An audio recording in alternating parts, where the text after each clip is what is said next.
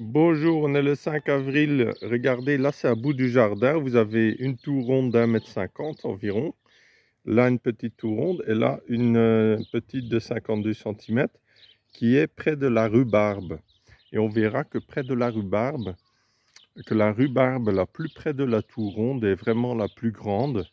Et quand on regarde une autre rhubarbe dans une zone plus loin dans le jardin, plus loin des tours rondes là-bas, elles sont un peu plus petites. Et c'est des boutures donc d'il y a quelques années. Donc c'est exactement la même rhubarbe.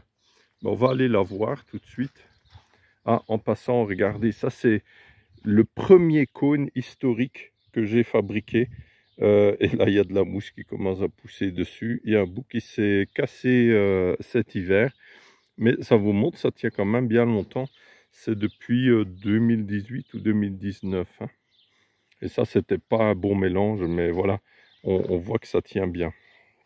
Donc là, il y a aussi une tour ronde qui est près de mes framboisiers qui poussent là. Regardez, là, il y a des pousses. Voilà, et là, il y a aussi une antenne d'électroculture. Vous voyez, voilà, il y a un beau ciel bleu aujourd'hui. Donc on va aller visiter cette rhubarbe. Regardez. Voilà, j'espère que vous voyez bien avec le soleil, l'ombre. Vous voyez la taille. Elle commence seulement à pousser, donc voilà. Donc là, on a une idée.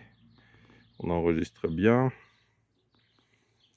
Et là, vous voyez les groseilliers qui ont plus de 2 mètres de haut, les tiges. Donc chaque année, ils prennent quelques centimètres.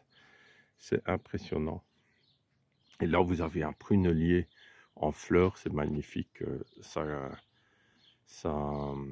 grouille d'abeilles. C'est magnifique.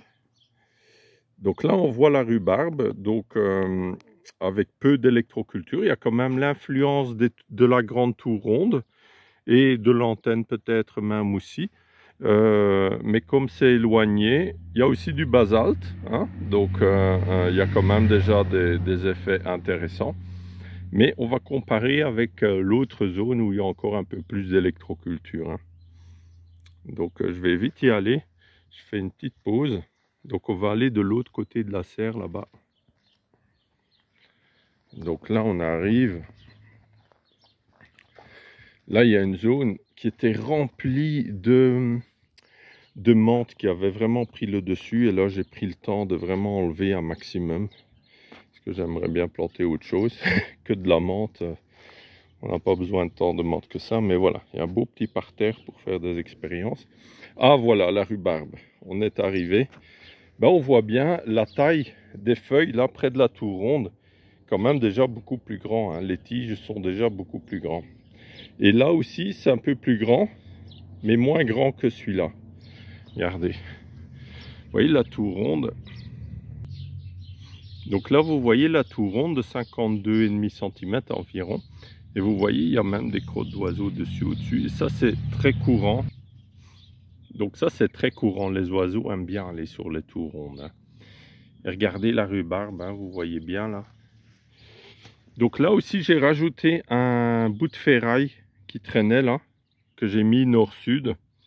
Et ça aussi c'est une technique d'électroculture. Quand vous avez des bouts de ferraille, mettez-les nord-sud. Et si c'est magnétisé dans le bon sens, vous verrez que toutes les plantes pousseront mieux à côté. Donc voilà. On est curieux quelle taille fera la rhubarbe cette année. Mais voilà, c'est bien parti là. On verra comment la saison continue. Là, il y a des températures extrêmement chaudes pour la saison. C'est déjà le deuxième jour à 25 degrés. Pour un 5 avril, c'est assez exceptionnel ici. Surtout qu'il y a une semaine, il y avait des gelées encore. Et probablement que dans quelques jours, il va regeler. Donc, c'est assez yo-yo comme température, ce qui est pas tellement bon, mais il faudrait mieux qu'il fasse quand même plus froid pour que la végétation ne se réveille pas trop vite quand même. Je vous montre encore 2-3 choses en passant là. Là il y a une antenne avec les spirales Fibonacci aussi, c'est très joli, ça fait un élément décoratif. Et là, cette année, depuis l'année dernière, j'ai décidé d'utiliser des bâches. Je trouve que ça marche assez bien, que je réutilise chaque année. Ça évite beaucoup d'enherbement et ça permet une terre propre et plein de crottes de vers de terre. Voilà, voilà. Donc on se prépare gentiment pour une belle nouvelle saison de jardinage. Voilà, là, je viens de tondre le gazon.